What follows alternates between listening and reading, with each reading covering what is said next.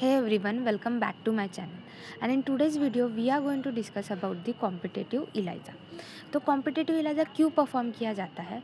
तो competitive Elijah perform किया जाता है कि ताकि जो सैंपल होता है, जो पेशेंट का सैंपल होता है, उस पेशेंट के सैंपल में एंटीजन प्रेजेंट है कि नहीं, ये अगर आपको डिटेक्ट करना है तो आप यूज़ करते हो कॉम्पिटिटिव इलाइजा। और कॉम्पिटिटिव इलाइजा में क्या होता है, कॉम्पिटिटिव इलाइजा में दो अलग अलग एंटीजन्स आप यूज़ करते हो और ये दोनों ही एंटीजन एक ही एंटीबॉडी के लिए कम्पीट करते हैं। तो इसी वजह से हम इसे कहते हैं कॉम्पिटिटिव इलाइजा। अब क्या स्टेप्स होते हैं, क्या कैसे परफॉर्म किया जाता है कॉम्पिटिटिव इलाइजा, ये हम एक एक स्टेप करके देखते हैं। अब कॉम्पिटिटिव इलाइजा में सबसे पहले होता है इंक्यूबेशन का स्टेप, जिसे हम कहते हैं प्री इंक्यूबेशन। इस इंक्यूबेशन के स्टेप में हम क्या किया जाता है, एंटीबॉडीज़ उसके साथ साथ हम ऐड करते हैं सैम्पल एंटीजन। सैम्पल एंटीजन यानी कि जिस सैम्पल में आपको डिटेक्ट करना है एंटीजन प्रेजेंट है कि नहीं, वो सैम्पल एंटीजन और उसके साथ साथ एंटीबॉडीज़ हम एक टेस्ट ट्यूब में ऐड करते हैं।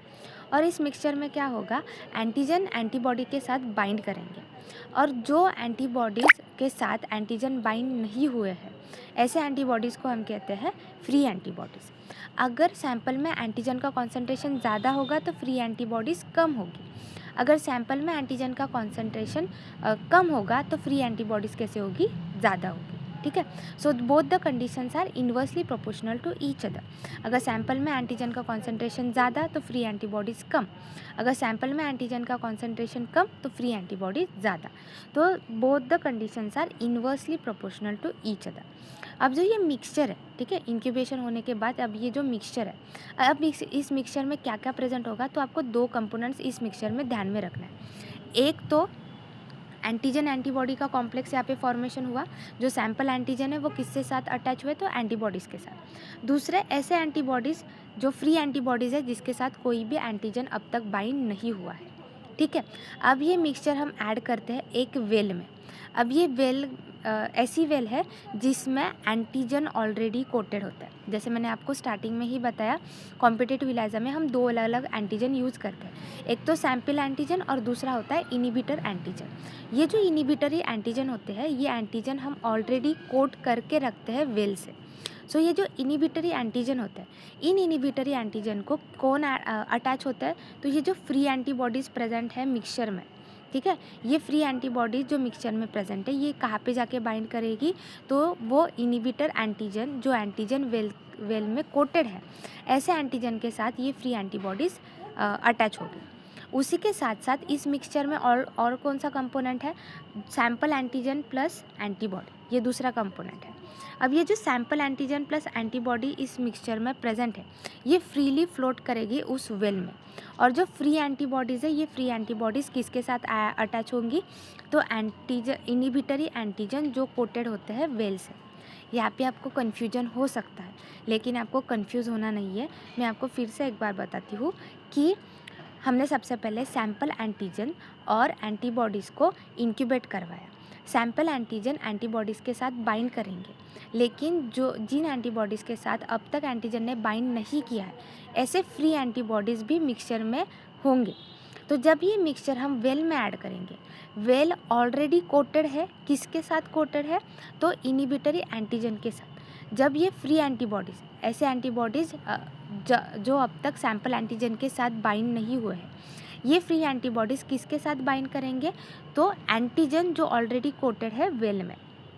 उसी के साथ साथ जो सैंपल एंटीजन और एंटीबॉडी का कॉम्प्लेक्स यहाँ पे फॉर्म हुआ है, वो फ्रीली फ्लोट करेगा इस वेल में, क्योंकि एंटीबॉडी ऑलरेडी एंटीजन के साथ अटैच है, तो वो और किसी एंटीजन के साथ अटैच नहीं होगी, तो वो क्या करेगी, किसके साथ बाउंड भी नहीं होगी, तो वो फ्रीली फ्लोट करेगी वेल में। ठीक है, फिर हम परफॉर्म करते हैं वॉशिंग की स्टेप। वॉशिंग की स्टेप क्यों यहाँ पे परफॉर्म की जा रही है, क्योंकि ये जो फ्री फ्लोट हो रहा है एंटीजन एंटीबॉडी कॉम्प्लेक्स, ये वॉश आउट हो जाए, इसी वजह से हम क्या करते हैं, वॉशिंग की स्टेप परफॉर्म करते हैं। अब जो फ्री एंटीबॉडी जो अटैच हुई है एंटीजन इनिबिटरी एंटीजन के साथ, ठीक है, ये जो फ्री एंटीबॉडी जो इनिबिटरी एंटीजन के साथ बाइंड हुई है, ये इस एंटीबॉडी को हम कहते हैं प्राइमरी एंटीबॉडी। अब ये प्राइमरी एंटीबॉडी को कौन अटैच करता है, तो इसके बाद हम ऐड करते हैं सेकेंडरी एंटीबॉडी। अब ये जो सेकेंडरी एंटीबॉडी हमने ऐड की है, this secondary antibody is conjugated with और लिंक्ड विद एन एंजाइम। तो ये सेकेंडरी एंटीबॉडी एंजाइम के साथ कॉन्जुगेट होता है, लिंक्ड होता है। अब ये जो सेकेंडरी एंटीबॉडीज़ होती है, ये सेकेंडरी एंटीबॉडीज़ बाइंड करते हैं प्राइमरी एंटीबॉडीज़ को एफसी रीजन पे, ठीक है। तो अब ये सेकेंडरी एंटीबॉडी एंजाइम के साथ लिंक होता है। इसके बाद हम क्या ऐड करते हैं, हम ऐड करते हैं सबस्ट्रेट का। तो ये एंजाइम क्या करेगा, ये एंजाइम सबस्ट्रेट का कन्वर्जन करेगा कलर्ड प्रोडक्ट में। अब आपको कॉम्पिटिटिव इलाजा में एक इम्पॉर्टेंट बात आपको यहाँ पे ध्यान में रखनी है, जितनी ज़्यादा कलर की इंटेंसिटी उतना कम एंटीजन प्रेजेंट होता है सैंपल में। जितने कम कलर की इंटेंसिटी उतने ज़्यादा एंटीजन प्रेजेंट है उस सैंपल में। अब ये मैं क्यों क्यों कह रही है, तो हम स्टार्टिंग से प्रोसीजर देखते हैं, ठीक है। अगर सैंपल में एंटीजन का कॉन्सेंट्रेशन अगर ज़्यादा रहा तो फ्री एंटीबॉडीज़ कैसे रहेंगी, कम रहेंगी, ठीक है।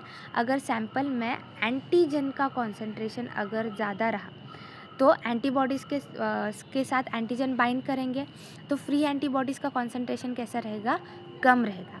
अगर फ्री एंटीबॉडीज़ का कॉन्सेंट्रेशन अगर कम रहेगा तो जो इनिबिटरी एंटीजन है उसके साथ जो फ्री एंटीबॉडीज़ बाइंड कर रहे हैं वो बाइंडिंग भी कैसे होगी, कम होगी। अगर वो बाइंडिंग भी कम होगी तो सेकेंडरी एंटीबॉडी किसके साथ अटैच हो रही है, प्राइमरी एंटीबॉडीज़ के साथ, तो वो भी बाइंडिंग कैसे होगी, कम होगी। अगर सेकेंडरी एंटीबॉडीज़ भी कम है, ठीक है, अगर सेकेंडरी एंटीबॉडीज़ भी कम है तो secondary antibodies are link with enzyme. तो एंजाइम अगर हम जब सबस्ट्रेट डालेंगे तो एंजाइम का कन्वर्जन प्रोडक्ट में होगा। लेकिन अगर सेकेंडरी एंटीबॉडीज़ ही कम है तो कलर प्रोडक्ट कैसे फॉर्म होगा, कम फॉर्मेशन होगा। अगर सेकेंडरी एंटीबॉडीज़ कम है तो कलर की इंटेंसिटी कैसे होगी, कम होगी। तो यहाँ पे इन्वर्सली प्रोपोर्शनल रिलेशनशिप है। अगर कलर की इंटेंसिटी कम है तो एंटीजन का कॉन्सेंट्रेशन सैंपल में कैसा है, ज़्यादा है। तो that is the whole relation. I hope आपको कॉम्पिटिटिव इलाजा अच्छे से समझ में आ गया होगा। कॉम्पिटिटिव इलाजा में सबसे पहले आपको ध्यान में रखना है, कॉम्पिटिटिव इलाजा में सैंपल एंटीजन और एंटीबॉडीज़ के कंपोनेंट्स को हम कंबाइन करते हैं, जिसमें कि सैंपल एंटीजन एंटीबॉडीज़ के साथ बाइंड करते हैं। अगर सैंपल में एंटीजन का कॉन्सेंट्रेशन ज़्यादा होगा तो वो ज़्यादा एंटीबॉडीज़ के साथ बाइंड करेंगे, फ्री एंटीबॉडीज़ कम होंगे। अगर सैंपल में एंटीजन का कॉन्सेंट्रेशन कम है तो फ्री एंटीबॉडीज़ कैसे होंगे, ज़्यादा होंगे। और बाद में आपको ये ध्यान में रखना है, अगर कलर की इंटेंसिटी ज़्यादा होगी तो सैंपल में एंटीजन का कॉन्सेंट्रेशन कम है। अगर कलर की इंटेंसिटी कम होगी तो सैंपल में एंटीजन का कॉन्सेंट्रेशन ज़्यादा है। ये बातें आपको ध्यान में रखनी है। दोनों ही स्टार्टिंग में और एंड में दोनों ही कंपोनेंट्स कैसे हैं, inversely proportional to each other.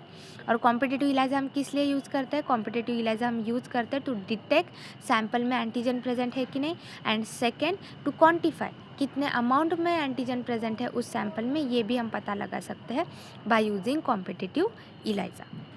I hope आपको अच्छे से कॉम्पिटिटिव इलाजा समझ में आ चुका होगा। If you have any doubt regarding competitive इलाजा, do let me know in the comment section down below. Thank you.